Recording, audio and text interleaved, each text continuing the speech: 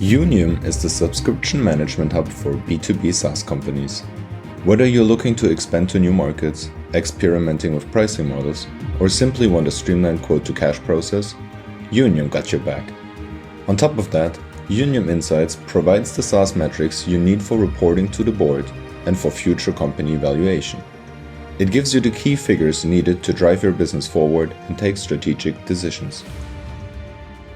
Unium. We help SaaS companies manage their B2B customer subscriptions.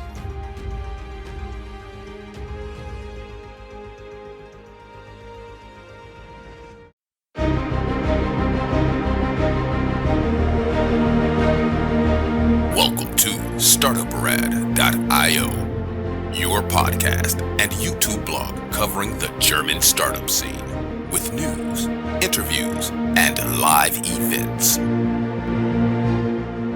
Hello and welcome everybody. This is Joe from Startuprad.io, your startup podcast and YouTube blog from the German-speaking area, Germany, Austria, and Switzerland.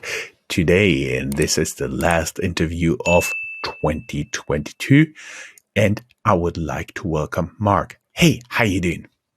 Hi, Joe. Thanks. Very good. And you? Doing great as well. We talked before, and you're currently in Berlin, but there is a Christmas party going on at your company tonight. So you are in the office of your investors, actually. Yes, that's true. Too many people to record the podcast.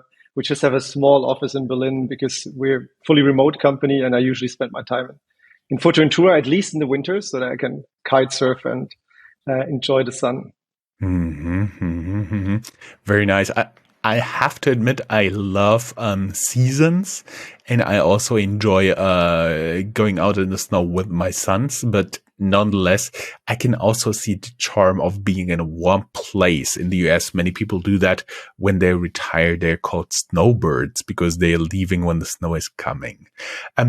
You are a serial entrepreneur, and we'll get soon into some of the stories. But I've been listening to some of the other podcasts I found about you, and you originally from Schwaben, the area where people may know Stuttgart, the headquarter of Porsche and Mercedes, and also Bosch is headquartered somewhere there. Yes, as much as I always try to hide my past, I think at the core I'm somehow a Swabian. I'm somehow in some ways the stereotypical Swabian that wants to be an entrepreneur and always tries to optimize the little things and processes. Yeah, I do believe there are some good entrepreneurs from there. Bosch, Benz, Würth, also Schwaben. Yeah. The worldwide brand for the small screws and all the little parts you need there. Like some people say, the fiddly bits. I also learned that you've been writing software pretty early on and you tried to sell it. Yes, but that was really early on. I never managed to become a proper developer, I would say. So I was really at the MS-DOS QBasic days. I think I had my first computer when I was 5, 6. I got a computer, my father's old computer. So 268 processor. And then we started writing a bit of software at QBasic, learning software, little calculators, stuff like that. And trying to sell that to other parents for their kids. So that was kind of our first little venture that we ever started together with a friend of mine. But that is not too bad. You tried it pretty early on. I've said you are a serial entrepreneur. I've seen from your LinkedIn profile, which of course we'll link down here in the show notes, that you've been with Team Your Ventures, founder and CEO of Sommelier Prive, co-founder of Huus, the soundproof booth, where you can go in a co-working space and have a phone conversation. By the way, why are you not in such a booth here? Yes, that is very true. In the office, I got one, but I thought still too many people around. And currently, that's what we will talk about. You're founder and CEO of Control and 9am.works. We later get into 9am.works. But first, can you take us a little bit along that journey? Yes, I think Well, I've been even before, always a bit entrepreneurs. I was a DJ when I was a teenager and organized little festivals, and then had always my little list of ideas on what kind of company to start. Co-founded a classified ads marketplace during my bachelor, and then went to Team Europe after that. Was part of the team back then was first called Submarine, and became later Digitale Seiten. So also in the classifieds field, a startup. In parallel, a bit later, 2-3 months later, Delivery Hero started at Team Europe. So then I went to Paris, did my master's, started Sommelier Prive, a wine e-commerce company, which was for curated wine selection. For me, a more modern or adequate way of buying wine. Had a bankruptcy end of 2014 with that company, freelanced about a year, and then started Code Control. And throughout the last, now I think almost 7 years, I've been doing Code Control, built a lot of product, and then Huus came up at some point because we needed more space to do calls. Since I mentioned we're a fully remote company, and my wife and me were thinking on how could we do that and what would be the right setup. So we started building our own first prototype together. And then she said, well, look, I just got out of parental leave. Why don't I start that company? She has herself a background from Rocket Internet and lots of startups. And then she took that company, and I support here and there because I love physical products. And in the end started 9am. We're live since beginning of this year, which is our newest little baby, our freelance operating system we're very excited about. Oh, you're way ahead of my plan here.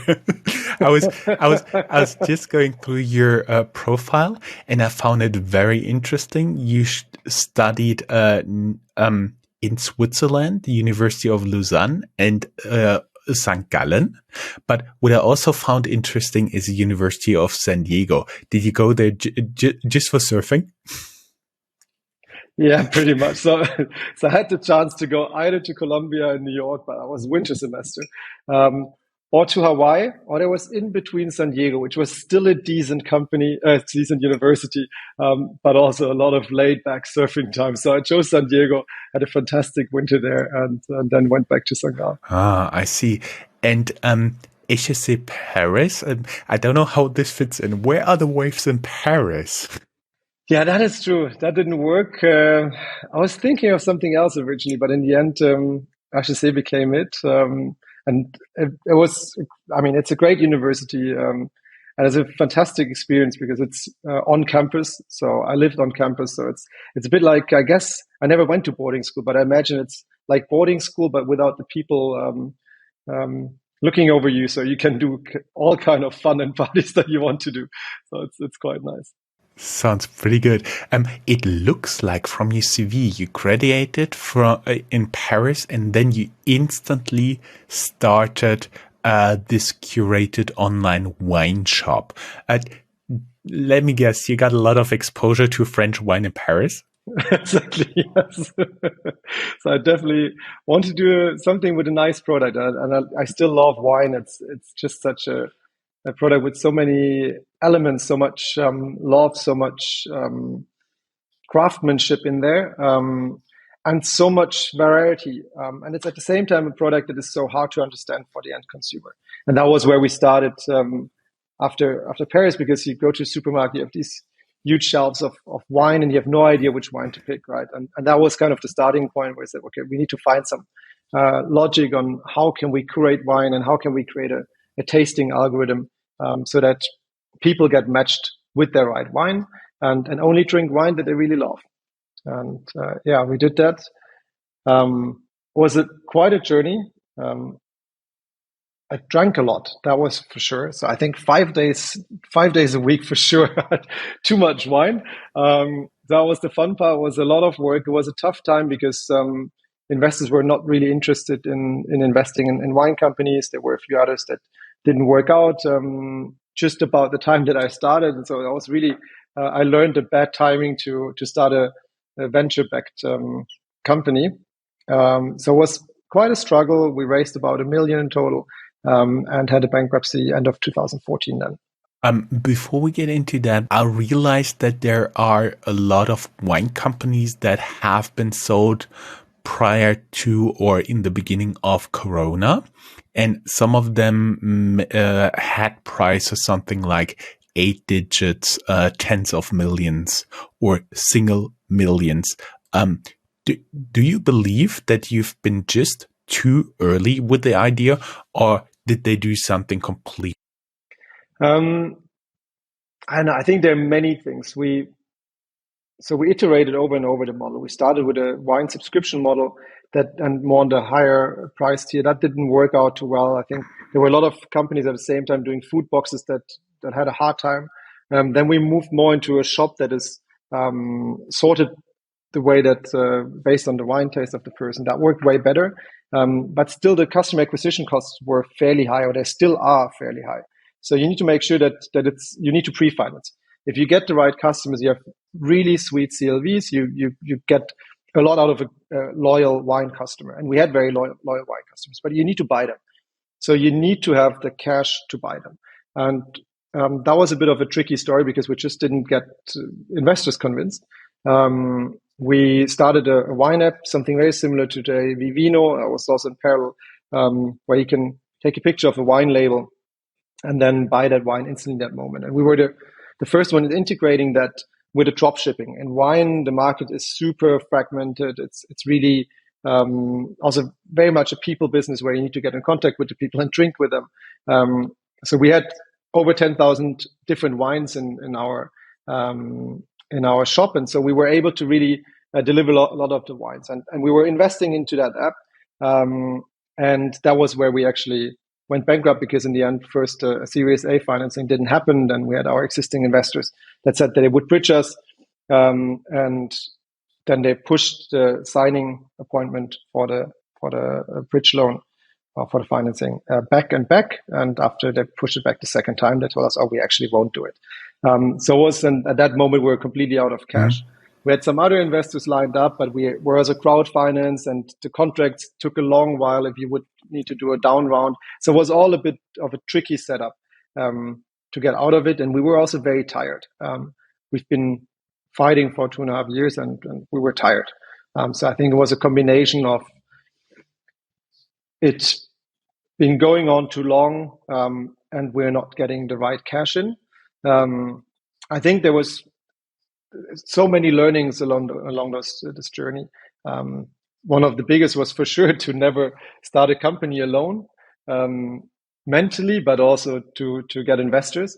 Unfortunately, I did it again and again. So what can I say? But I never wanted to do it.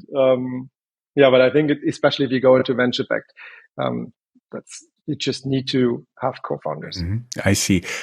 You said you were tired. In another interview, you hinted you've been pretty close to burnout. How did you deal with it after the end of the company? Because everybody says, yeah, you need to fail in order to become a better entrepreneur, but nobody tells you how to get up on your feet again after you failed. Can you give us some tips here?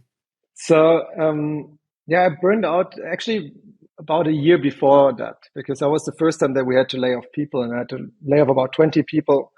Been pushing hard for financing round, and I worked nonstop, weekends, public holidays, completely through, and day and night. So what happened is in the end that I at this moment I felt like Sommelier Prive was slipping out of my hands, and then it was so weird because at that moment I fully identified myself with the company, because I worked so much. I didn't take care of my friends and hobbies or sports or anything. So and this one thing, this company, I didn't know where to go anymore. And that pushed me into this hole where I was, I would say for about 2 months, perhaps even 3 months, pretty useless at work, I would say, until the moment that I said, okay, I need to stop working for a bit.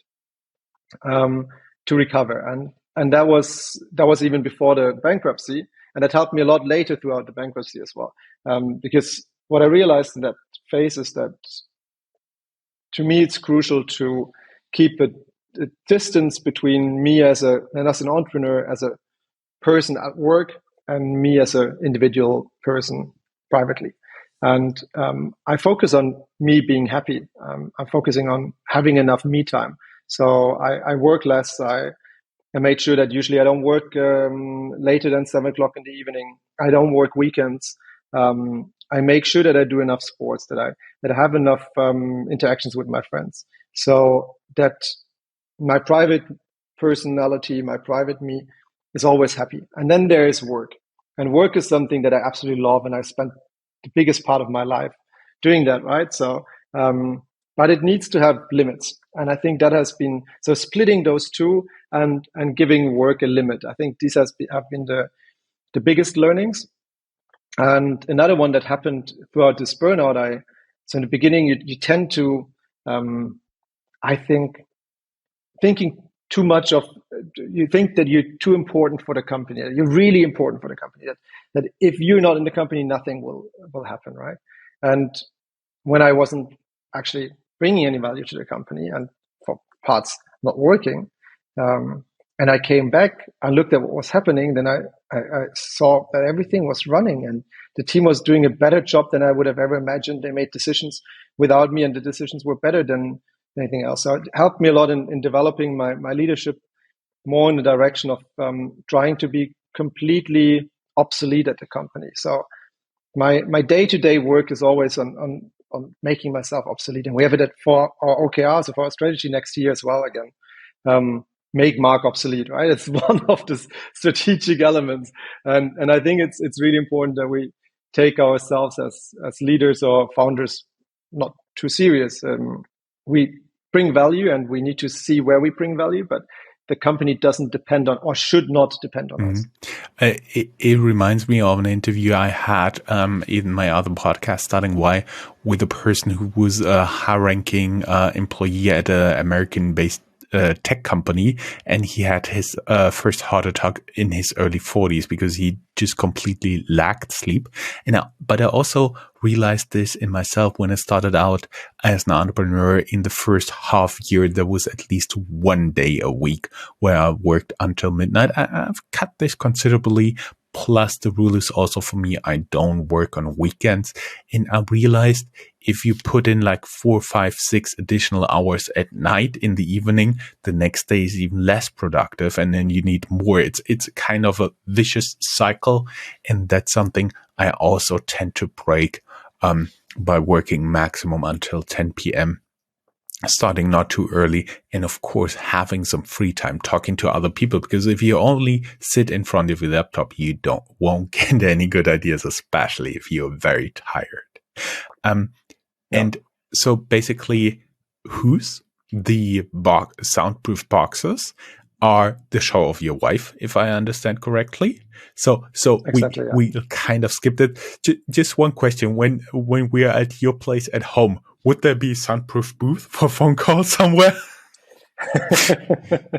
No, but there's these little bits and bobs that came out of it. Like you would find a little shelf or something that is out of a prototype of a booth and so on. So we renovated our apartment ourselves. So we love DIY, and yeah, so it's part of what we do.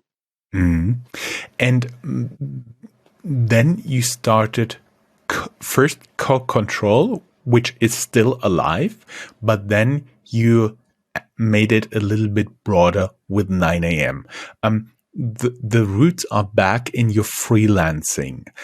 Can you take us along the journey how you develop Code Control and why now 9am.works is the next evolution for that? And then we get into finally your current company.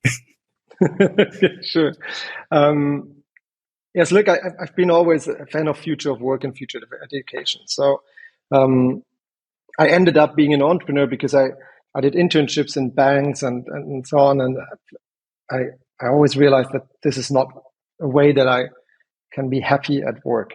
And I think I was arrogant enough and said, well, no one really can be happy like that.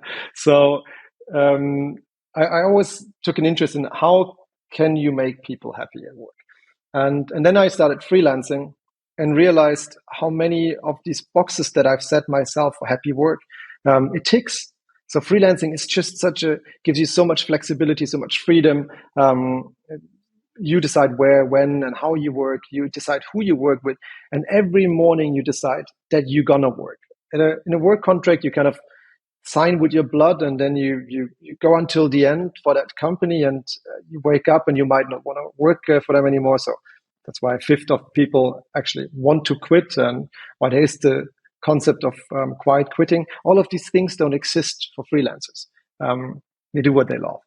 So I did that, and I was fascinated about it. But at the same time, I realized that you spend about 30% of your time on things that they're actually not at the core of your work. So you do sales, admin, writing invoices, running after invoices, which is completely annoying because you need to live off that money. Insurances, finding a co-working space. You need to define what are your skills, what is your career path. So all of these things. So you're just this little solo entrepreneur while you actually just try to sell your work. Mm-hmm.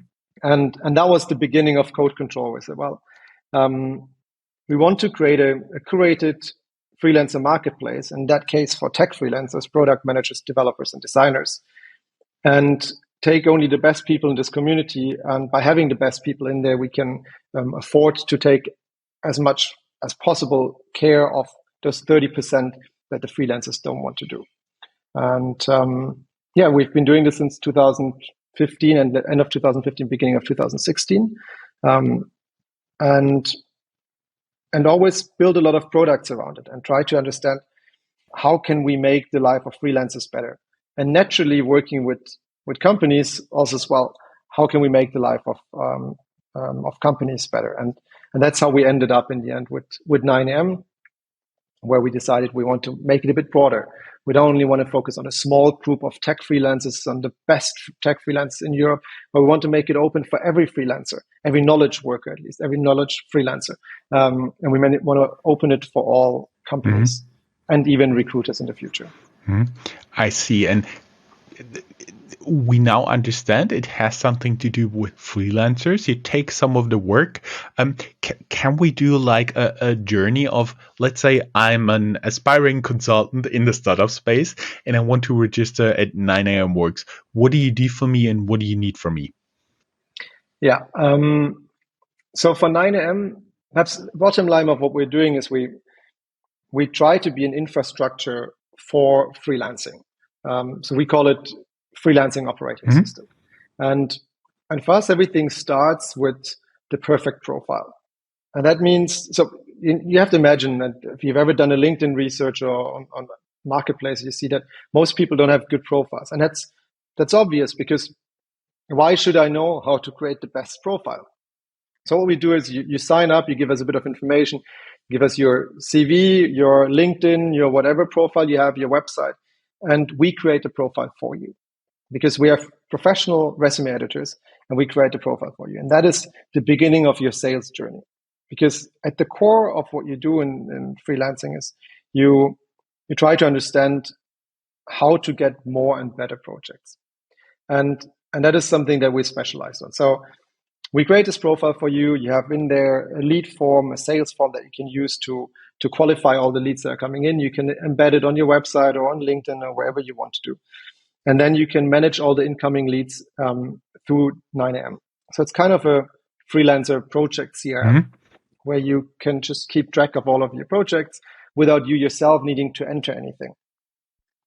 There is on top an aid in the community where you can get any kind of help. We have on top open hours for talking to tax advisors, for talking to lawyers. And we will launch also end of the year a finance hub or payment hub where you can get all of your invoices financed, or even, and this is something where we're currently still looking at how we do it, find a way to invoice through the platform your customers and get paid through the platform. That sounds pretty good. What type of freelancers can you work with? And as we're talking about payment, there has to be like a legal limitation from where the people can come from in order to also use your payment solution, right? Yes. So generally, it's all knowledge workers. So for 9am, it really doesn't matter what kind of knowledge work you do. everyone is welcome. From the geographies, we are a European, German-centric company, meaning we have a lot of customers in Germany, and we have talent all over Europe. For contracts, it's the easiest if it's within the EU, but there are a few other countries that work out as well. That said, our product is completely for free for freelancers. Just the payments part will cost freelancers, but the product is completely free for freelancers.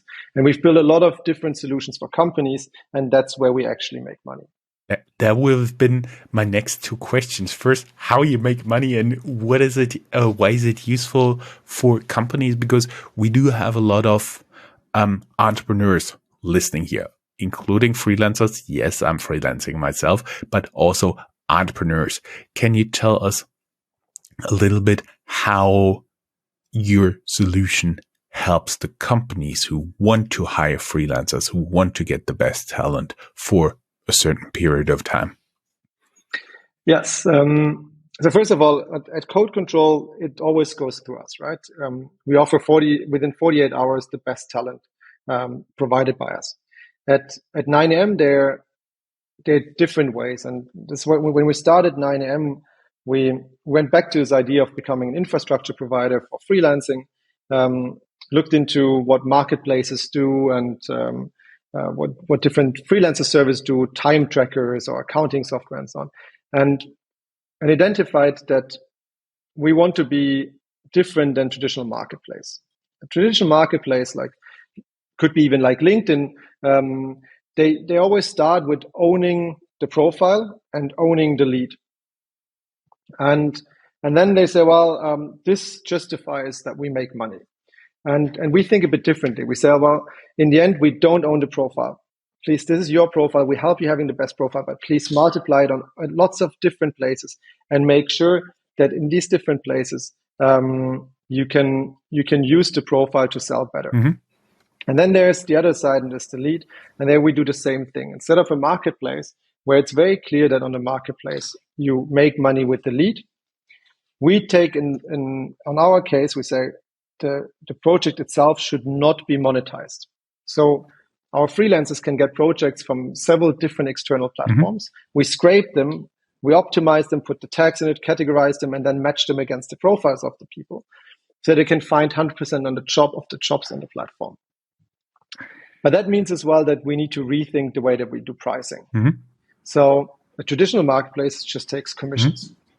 We go in and look in this whole value chain of recruiting a freelancer. You have different steps. You have certainly the profile, you have searching for the profile, then you have the vetting process, then you have the contracting and compliance process, and then you have the payment process.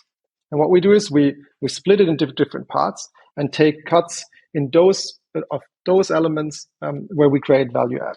So on the platform, you can search yourself for free. So if you go on 9am.works as a company, you can search for talent yourself. But you can also ask us to do the search, the vetting, the admin, the payment, and so on. And that is where we make money. You can, however, as well do contracting on the platform. There's a basic contracting that is for free, that you do the contracting directly, that works for yourself. So it's an online contracting tool. But if you want additional contracts, other contracts, additional compliance service, that is where cost comes in. And there are different tiers. So that's a subscription model, software as a service, traditional subscription model, where we take based on what kind of tier you're in. Mm-hmm. So the more people you hire, the more compliance you need, the more we take. And the last part is payments. And that is where we're kind of a payment solution for consolidating all of your freelancer invoices, no matter where you got those freelancers from, and send you only one invoice once a month, and make sure that all of the elements, the line items on this invoice have been approved. And that is also a paid service that goes on a commission model. That a transaction fee model. For everybody who has not been in like a big project with a lot of freelancers, they will all invoice you at a different time, likely towards the mid or the end of the month, depending when they started, how their invoice cycle works. They'll all have different formats depending on where and when you work, different languages, different currencies, maybe, and so on and so forth. So it can basically, if you have a very large project, you need at least one person in the admin staff just to do that, just to make sure all the invoices are checking out, right? And you have always two elements. You have the formal correctness of the invoice, right? Is everything on there that you need on there? Especially with cross-border transactions, you have a lot of different issues. You might need a VAT number, you want to verify it, and so on. And then the other part is the content right? Is this really approved? And both of these pains we take away.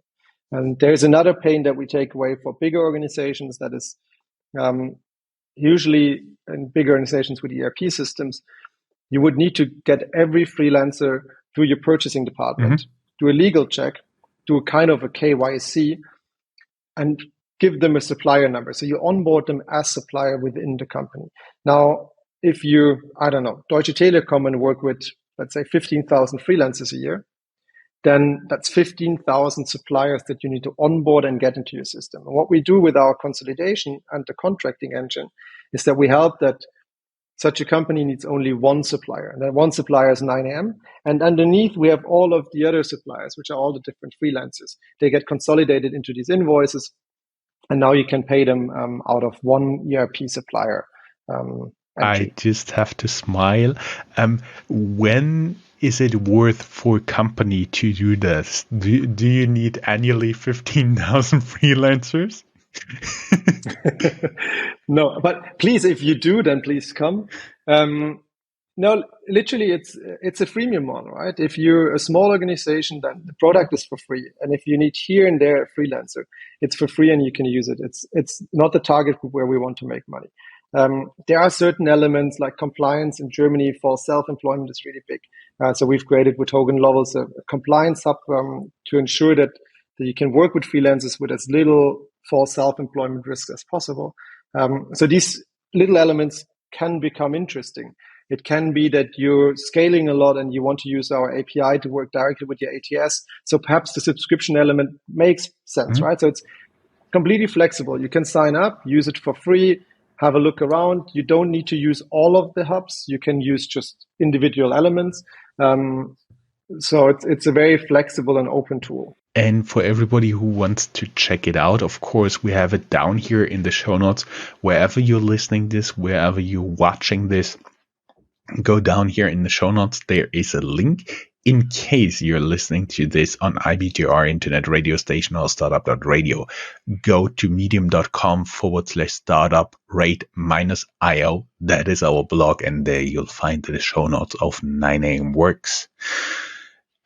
The usual questions are the stuff that is left. So first of all, I understood you have initial investors since you've been basically growing with their financing and your own revenues, maybe a little bit debt added on. Are you open to talk to new investors?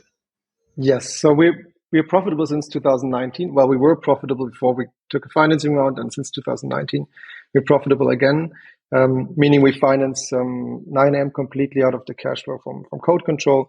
We are open for talks always.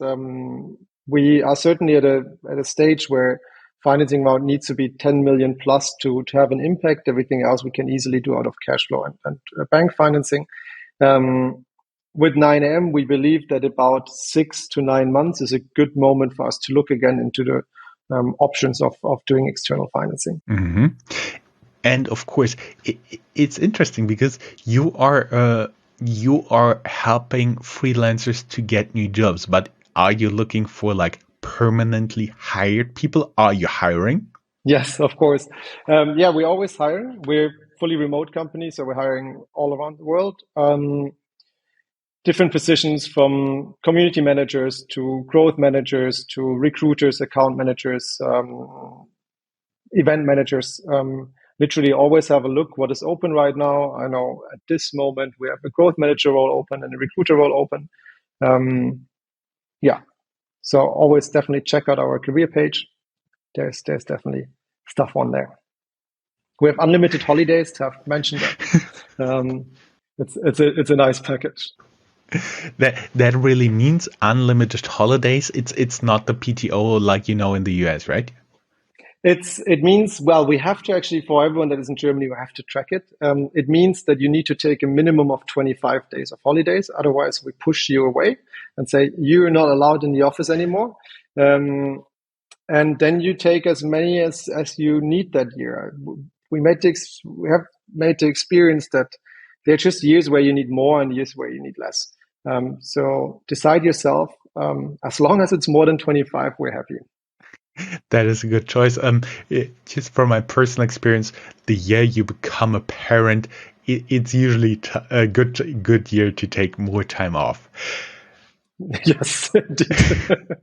Marc, it was a pleasure talking to you. Thank you very much. For our audience, Merry Christmas. You, Happy New Year. You're the last interview going live this year. There will be only the FinTech review and an additional bonus episode coming up this year. And we will be back in January 2023. Guys, thank you very much for being our audience here. Marc, again, for being our guest. And have a safe time. Relax. Enjoy. Take your time off and start the new year with a new energy. Thanks, Joe. Happy holidays. Happy holidays. Bye-bye.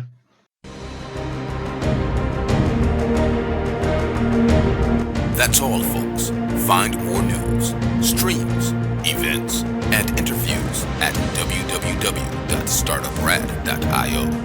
Remember, sharing is caring.